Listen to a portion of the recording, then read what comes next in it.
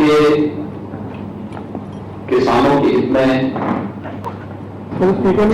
पिछले 6 वर्षों में अनेक क्रांतिकारी कदम उठाए हैं। हम सब जानते हैं कि देश के अंदर प्रधानमंत्री फसल बीमा योजना, प्रधानमंत्री कृषि सिंचाई योजना खेती को तकनीक के साथ जोड़ने की कार्य योजना हो,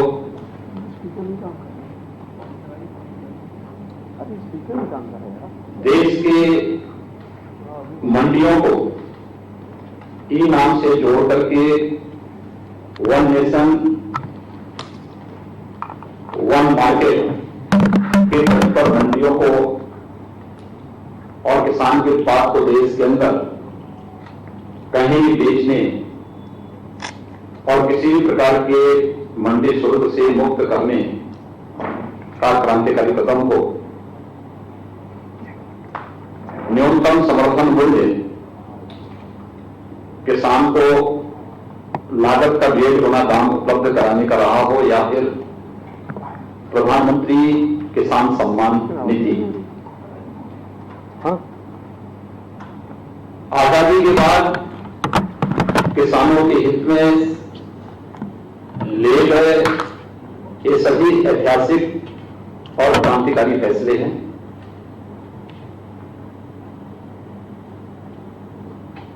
कृषि संबंधी सुधार से जुड़े हुए जो महत्वपूर्ण बिल केंद्र सरकार ने उठाए हैं, जिसको लेकर के देश के कुछ राजनीतिक दलों के द्वारा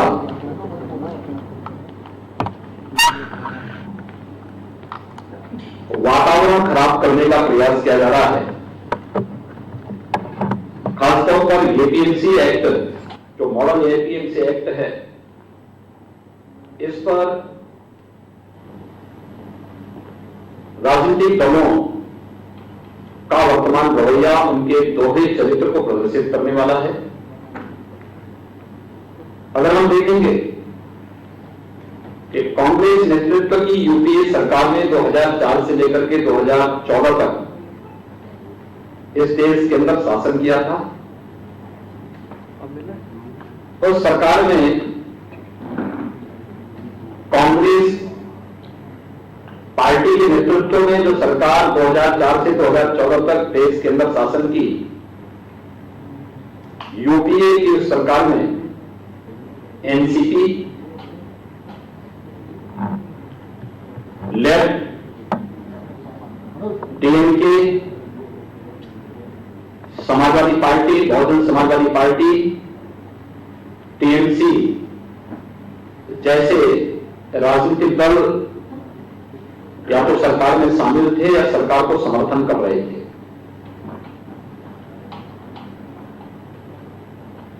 उस समय यूपीए सरकार ने 2010 और 11 के समय देश के विभिन्न राज्यों को पत्र भेजे थे, और खासतौर पर उस समय के कृषि मंत्री श्री शरद पवार जी ने पत्र भेजे थे मुख्यमंत्रियों को कि स्टेट का APMC act, agricultural produce marketing committees act, इसमें व्यापक संशोधन की आवश्यकता है,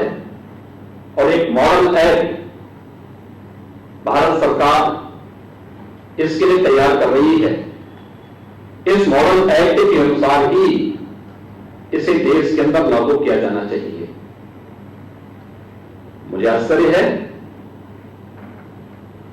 कि सरकार के कृषि मंत्री राज्यों को पत्र लिख रहे होंगे, तो बगैर शासन के मुखिया के या जिस पार्टी के नेतृत्व में सरकार चल रही है उस पार्टी के मुखिया को इस बात की जानकारी न हो ये बड़ी अजीब सी बात है। डॉक्टर मनमोहन सिंह जी देश के प्रधानमंत्री थे, श्रीमती सोनिया गांधी जी यूपीए की चेयरपर्सन थी, श्री राहुल गांधी जी का एक अहम रोल तभी कांग्रेस महासचिव के रूप में उस समय भी था, और एक सांसद कांग्रेस पार्टी के सांसद भी थे।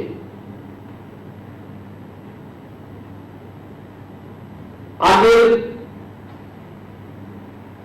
2010 और 11 के दौरान पत्र लिखे गए यूपीए सरकार के कृषि मंत्री ने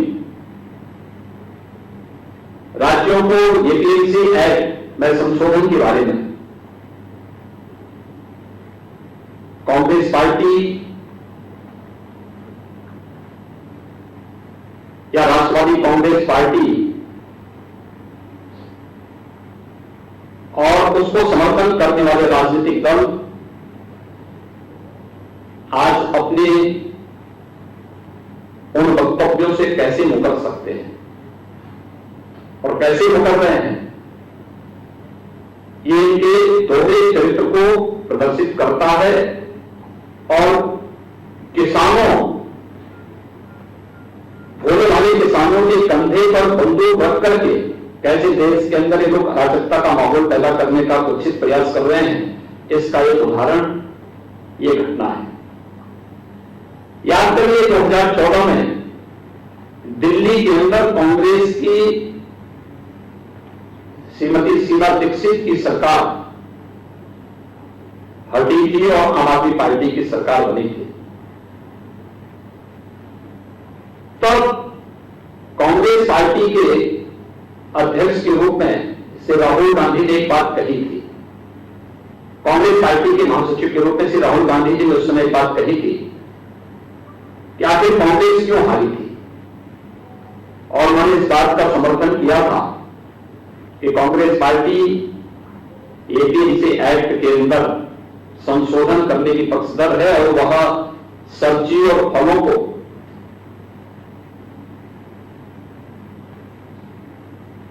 मंडी से मुक्त करने का समर्थन करेंगे। और दिल्ली में हार का कारण उन्होंने इस बात को माना था।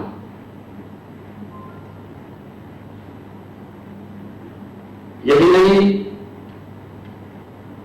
यूपीए सरकार या कांग्रेस और उसके सहयोगी दल भले ही किसानों को अपना हथियार बनाते रहे हों, लेकिन किसानों के हित में कोई भी महत्वपूर्ण कदम उठाने में सदैव संकोच करते थे या उनको उसके बारे में कोई सोच नहीं थी। जब कृषि संबंधी सुधारों को मोदी जी के नेतृत्व में अभी लागू किया गया,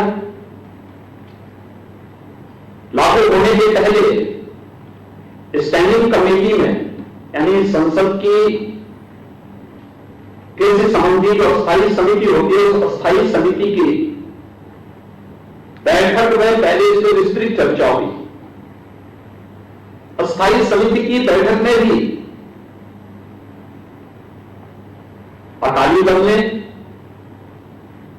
समाजवादी पार्टी ने, टीएमसी ने, कांग्रेस पार्टी के नेताओं ने, राष्ट्रवादी कांग्रेस पार्टी के नेताओं ने, इन सभी ने एपीएमसी एक्ट में, राज्यों के एपीएमसी एक्ट में संशोधन करने और मॉडल एपीएमसी एक्ट लागू करने की वकालत की थी, जिसके तहत वन नेशन वन मंडी किस परिकल्पना को साकार किया जा सके। और आज वही दल भोले भाले किसानों के कंधों में बंदूक रख करके देश के अंदर अव्यवस्था और अराजकता फैलाने का प्रयास कर रहे हैं, एक प्रकार की व्यवस्था पैदा करने का प्रयास कर रहे हैं। ये राजनीतिक दलों के दोहरे चरित्र को स्पष्ट रूप से प्रदर्शित करता है। इसलिए मैं आज के इस अवसर पर इन सभी राजनीतिक दलों से कहना चाहूंगा, चाहे वह कांग्रेस पार्टी हो। सबसे आश्चर्यजनक तो यह है कि जो आम आदमी पार्टी दिल्ली के अंदर एपीएमसी एक्ट के तहत संशोधन के बाद इसका नोटिफिकेशन भी जारी कर चुकी है, उसने भी कल के देश के बंदी की घोषणा का समर्थन किया है। इनके दोनों चरित्र को देखें, जब सत्ता में रहते हैं इनका आचरण कुछ और होता है, इनके वक्तव्य कुछ और होते हैं। संसद की स्टैंडिंग कमेटी में बैठते हैं, वहां पर इनके वक्तव्य कुछ और होते हैं। और आज जब केंद्र की मोदी सरकार ने किसानों के व्यापक हित में कृषि संबंधी कानून को पास करके देश के अंदर लागू किया है, कई राज्य सरकारों ने अपना समर्थन इसके साथ व्यक्त करते हुए लागू किया है। उस समय इन सभी राजनीतिक दलों के इस चरित्र को देखें, चाहे वह कांग्रेस हो, टीएमसी हो, राष्ट्रवादी कांग्रेस हो, समाजवादी पार्टी, बहुजन समाजवादी पार्टी, या फिर अन्य जितने भी ये दल हैं, अकाली दल, आम आदमी पार्टी, डीएमके, लेफ्ट पार्टी, ये सभी अपने घोषणा पत्र में क्या कहते थे? 2019 के घोषणा पत्र भी राजनीतिक दलों के देखे जाएं तो कांग्रेस का घोषणा पत्र बहुत स्पष्ट रूप से एपीएमसी एक्ट के संशोधन का समर्थन करता है, मंडी प्रथा को समाप्त करने की वकालत करता है। लेकिन अगर वही कदम भारतीय जनता पार्टी नेतृत्व की एनडीए सरकार ने उठाया है तो आज ये लोग देश के अंदर अव्यवस्था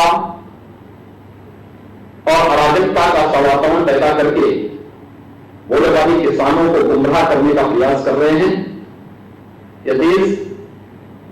इन राजनीतिक दलों के इस दोहरे चरित्र का जवाब पहले ही दे चुका है। इन सभी राजनीतिक दलों को जनता के